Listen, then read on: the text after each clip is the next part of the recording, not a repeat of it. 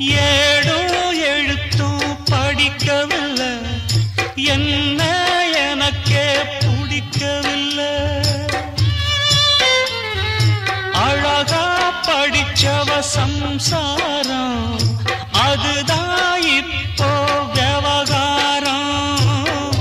அக்கம் பக்கம் எல்லாருக்கும் ராப்பொழுது நல்லா இருக்கும்.